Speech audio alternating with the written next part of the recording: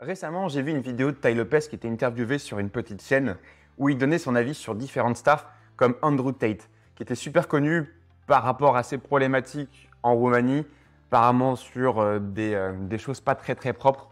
Mais le gars, en gros, est connu pour parler du fait que les hommes, en gros, doivent être beaucoup plus virils. Voilà. C'est quelque chose qui ne plaît pas forcément dans la communauté. Et justement, Tai Lopez donnait son avis là-dessus. Il disait en gros une chose, c'est que les réseaux sociaux récompensent les propos extrêmes. Et c'est ça qui rend viral.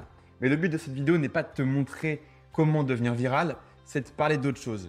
En fait, Tai Lopez disait une phrase: « Je suis comme un dealer de drogue au sujet des réseaux sociaux. Je l'utilise pour le boulot, mais pas en tant que consommateur. » Et je trouve l'analogie très intéressante. Du coup, on va décrypter tout ça. Alors, dans un premier temps, l'intérêt des réseaux sociaux. Les réseaux sociaux ont d'abord été faits pour pouvoir te connecter à des gens que tu n'avais pas forcément l'occasion de voir tous les jours. Et donc, du coup, pouvoir échanger, discuter, partager des émotions.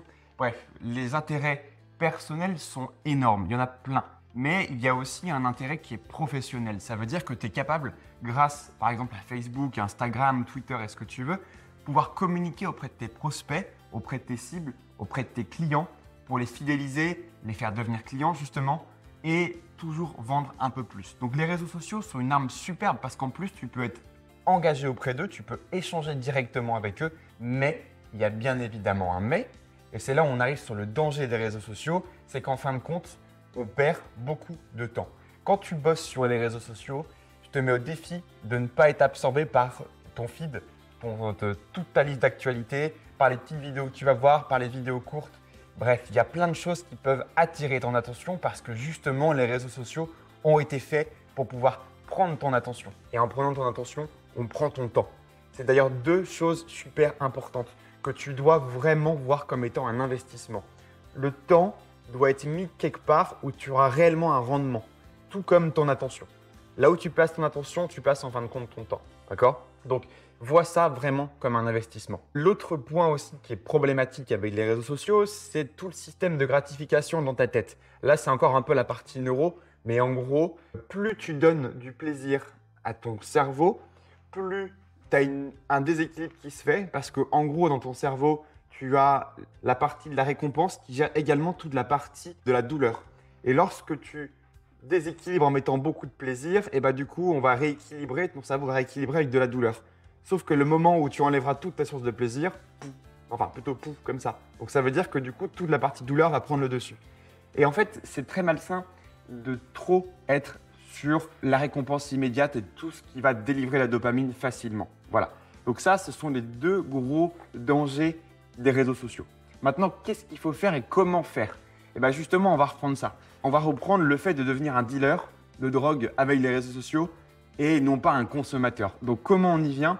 Dans un premier temps, c'est limiter ton temps sur les réseaux sociaux. Donc tu te mets un timer par exemple, tu te dis voilà, je passe une demi-heure par jour sur les réseaux sociaux à faire les tâches dont j'ai besoin, ni plus ni moins.